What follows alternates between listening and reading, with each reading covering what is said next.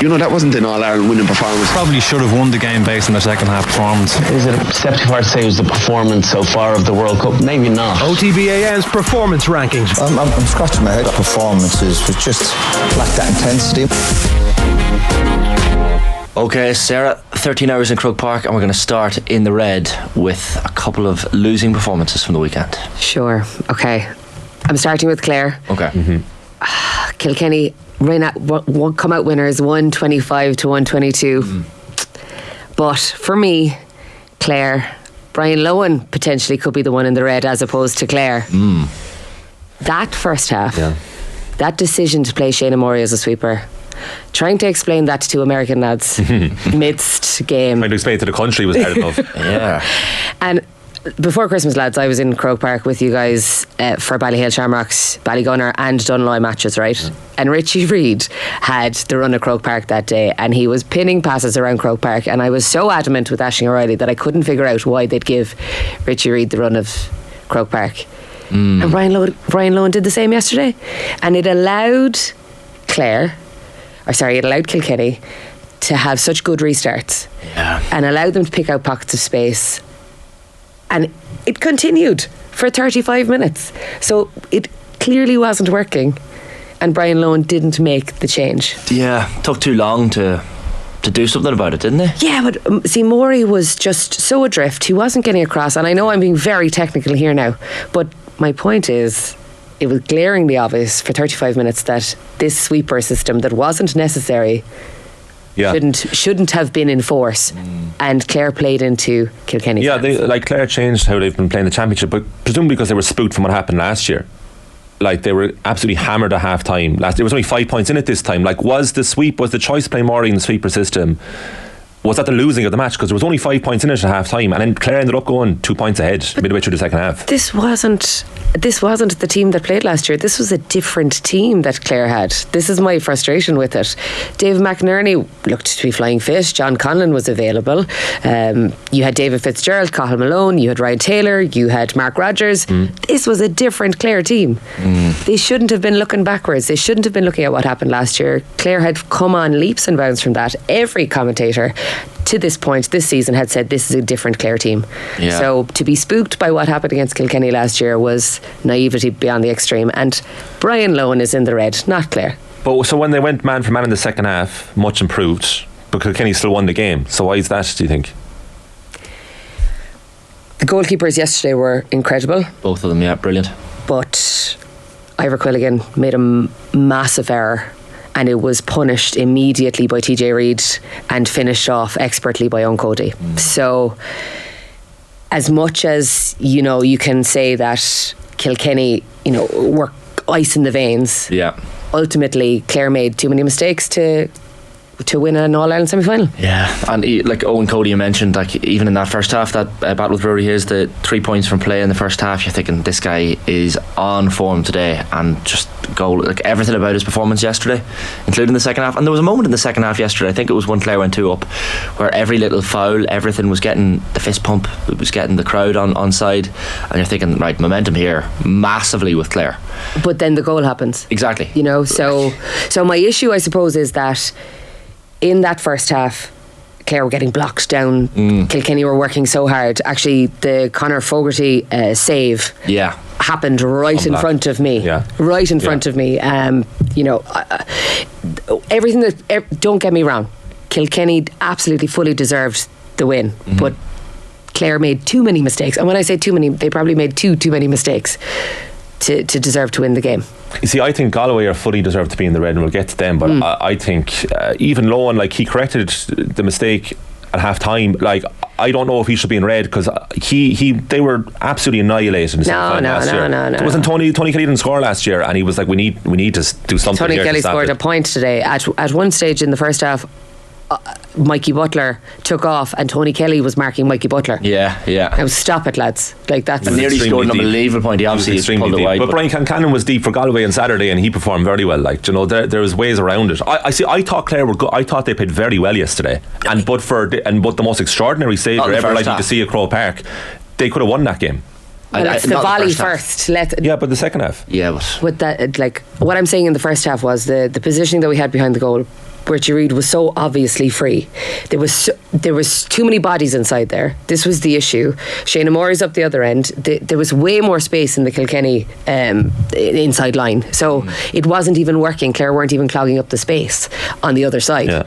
But from the vantage point of Shane O'Donnell, he had so little space because Richie Reid was playing that position so well. So I think Brian Lohan didn't get it right, and we'll come to Limerick later on what they did well. Limerick were in trouble after 25 minutes. Nicky Quaid pulls a fast one, and Kinnerk gets the message in. Limerick go from 6 points down to 1 point down before half time. So Clare could have made a switch 20 minutes in. Well, once they went 22 orthodox, minutes in. the first 3 minutes of the second half, didn't they score 3 points? First quarter, they outscored Kilkenny. I was at 1-8 to 3 points in the first 18 minutes of the second half. They were relentless in that third quarter.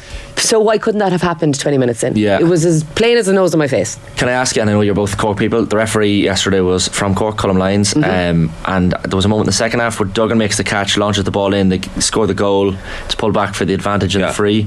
That wasn't the only maybe qualm or issue that Clare fans might have had yesterday. Like, was the referee's performance subpar? Yeah, he blew up too early, but a bit like Ireland's disallowed goal against France last Thursday night. Like the French goalkeeper stopped, so the finish was easier, and I think the Kilkenny players stopped a bit too because the whistle was blown. So I don't think it would have played out like that. I think Tommy Walsh said it to Joe yesterday on with ourselves, saying like, if the ref didn't blow for that free and the ball went in as a 50-50 challenge, then the Clare fans would have also gone mad if Kilkenny had won it. So I think it's easy to say in hindsight. Yeah. And also there was a long way to go after that. But that's not the issue. I think yesterday my frustration with Lions was constantly putting up the hand and then putting down the hand and putting up the hand and putting down the hand. The game wasn't allowed to flow. At one stage in the first half, Mikey Butler and Tony Kelly share like a moment, we'll say, you know, one's on top, the other's on top, one's on top, and then the free is given out. Mikey Butler gets an opportunity. Tony Kelly should have been allowed to win the ball and play the ball.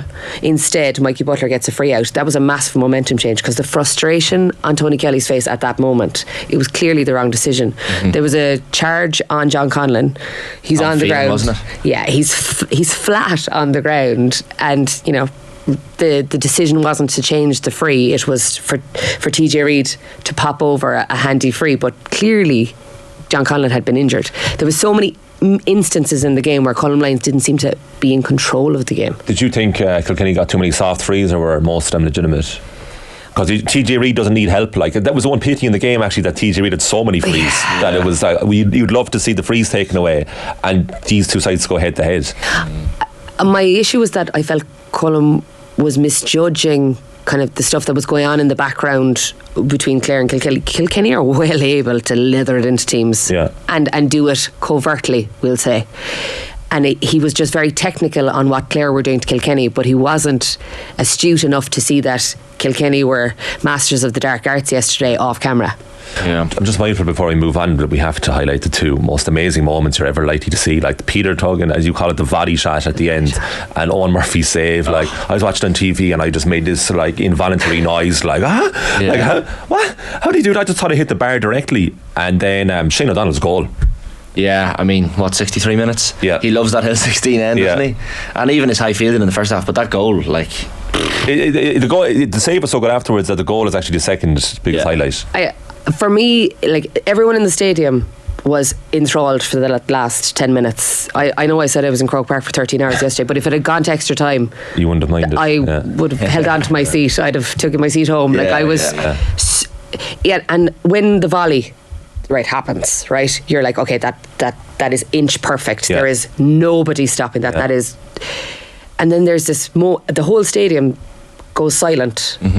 Really weird, deathly silent. It's like, where's the ball? Eerily silent. And then Eoin Murphy, cat-like, flicks the ball up over the bar, and we have a moment for the ages. It was like I remember being at the Cork Limerick semi in 2018. Was with it Nicky Quaid made that save? Why are you bringing that up today? Sorry to bring that up, guys. And surrounded by two Cork people. Why are you bringing that up today? Firstly, I just have to say Peter Duggan's volley Yeah, amazing piece of skill. Stunning piece of skill, and I thought he was excellent all through the game. Some massive catches yesterday, dogged work rate, finding spaces when there wasn't genuinely space to be got, but to be undone by Eoin Murphy and that Kilkenny performance. Ridiculous. We'll talk about Kilkenny later, because needless to say, they're in the green. They are. Before we move on from the red, what do we say about Galway? Like, same old. Like, the game kind of went as expected, but although in the first half Galway, I guess, would be pretty pleased with how things were playing out, but Limerick's intensity was just on another level. So in that first 25 minutes, and Will O'Donoghu's sitting back centre back, and he's clearly struggling. The communication piece isn't working. Barry Nash is having a figari behind him. Barry Nash doesn't know where to stand. And all I can think of in that moment is, why hasn't the camera panned to Declan Hannon? Because surely he is going absolutely bananas, saying, lads, I've been with you for so long now, surely one of you noticed what I do in a game. Because it was so obviously not what was required from that position. Credit to Will O'Donoghue. Second half difference. 25 minutes in, massive change. They went, I suppose, the work rate did increase massively. There was a number of things that changed after that, I suppose, first horrendous 25 minutes. But from Galway's point of view, they looked like they'd ran out of petrol, lads, midway through the second half. Say around the 50-minute mark. And I thought Cian Lynch actually was impeccable for Limerick, and it took him a while to get into the game, but in that third quarter, I sound very American, in that third quarter he was exceptional. The amount of ball that he picked up.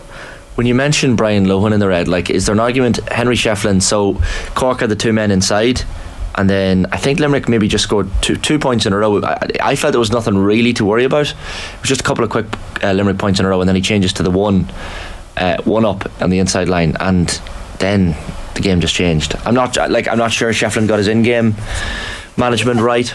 2 weeks ago I spoke about him having his best day in the Galway jersey, or Galway management seat, against Tipperary, and I felt like the template that he played against Tipperary, he seemed to try to apply to Limerick, which was probably the naive thing to do, because even Glennon for Galway playing for 40-45 minutes and then bringing in Tom Monaghan, there was just it was very Groundhog Day, same and predictable, massively predictable. And then Jason Flynn's not available, he's injured, so there wasn't that Walter Walsh style presence coming in late on to give Limerick any kind of pressure. And then the third part was obviously the bench. Shefflin had 9 months to deliver a bench for Galway, and we had spoken in the Leinster Championship about how they were kind of at their ease finding these players to come through, to come on. 2 options came on yesterday for Galway in scoreable options, Conor Cooney and Liam Collins.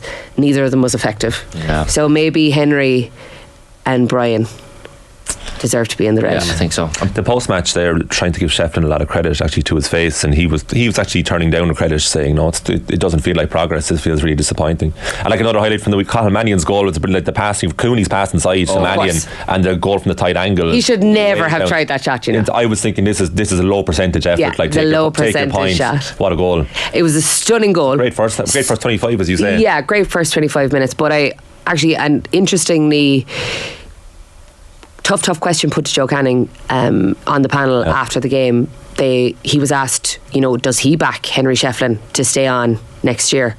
And Joe said Henry Shefflin is the greatest player of all time. Of course we want him in charge.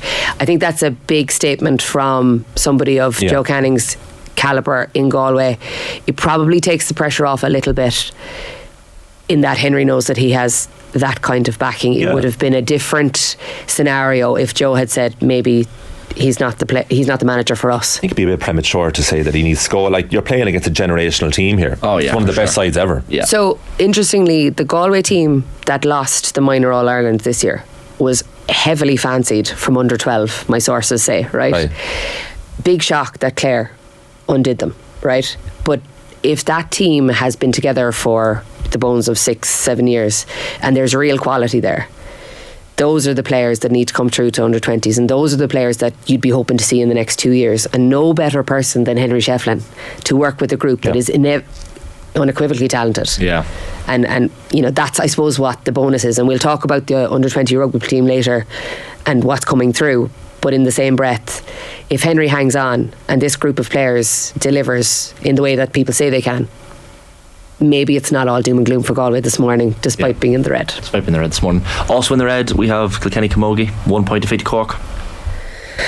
I'm wearing my Cork top this morning. Notice that? Yeah. You're wearing maroon, Colm, but yeah, close enough. Look, yesterday in Croke Park, I suppose the manner of the victory probably summed up Kilkenny's season. I've been watching them since February.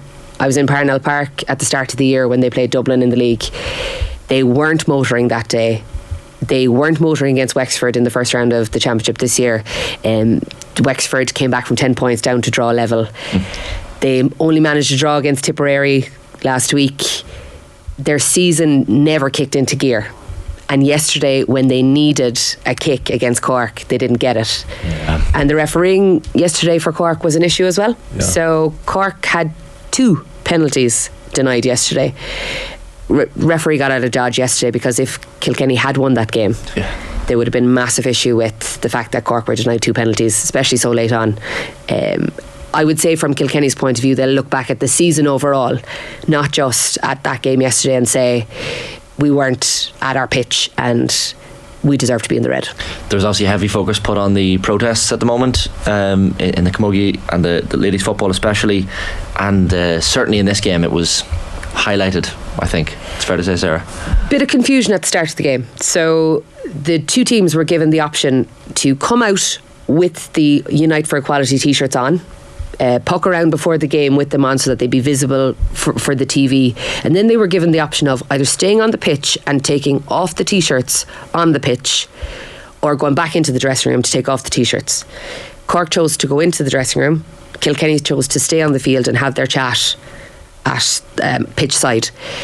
But what it looked like, because an explanation wasn't forthcoming beforehand, it looked like they weren't united for equality. And I suppose there was a lot of conversation on Twitter, and there was a lot of conversation on the airwaves and on the commentary that, you know, was this a break from the protests? And I suppose the clarification was given by the GPA after, no, this wasn't a break from the protests. Both sides were given the opportunity to decide at what point they would go into the pitch or what point they would stay, you know, on the pitch. So Kilkenny, unfortunately, I suppose, are unlucky in that they've been tarred by a communication error on the part of the GPA, because I suppose we're unsure as to whether or how this protest is going to escalate. And on Saturday we thought there was going to be a bigger protest. We thought the girls were going to turn up to Croke Park wearing shorts instead of skorts. Yeah, I imagine explaining that one to the Americans. And they didn't. You know, they had kept quite, I suppose, formulaic in what they've done in the last few weeks. Yeah, you're asking me about the protests and whether they're effective. Not if everyone's not united. But I suppose they are united. You know, it's just they were given 2 options and one went. Yeah. Less options the better. Yeah, but I suppose my point on Saturday, and I was in the studio on Saturday with Joanne Cantwell, and Joanne had asked me, you know, what are you looking for? And I explained what the minimum standards that the teams were looking for, and then she looked down at the stadium and she said, the place is empty. This is the first time Antrim are in an All-Ireland quarter-final in 40 years. Why aren't women supporting women? Yeah. And she's right. My issue is that the spectacle isn't as good as the hurling spectacle right now, and I suppose women are choosing to go to the hurling games that are on at the same time as the camogie matches, and which is another issue altogether, the timing of the games. But if there was 10,000 women in Croke Park yesterday watching the men's hurling, and we've all paid 50 quid a pop, so that's €500,000. I think if you polled every woman who went out of Croke Park yesterday and said, you had a great day in Croke Park today, you've given 50 quid, do you mind if the GA siphones off a percentage of that to the improvement of women's sport?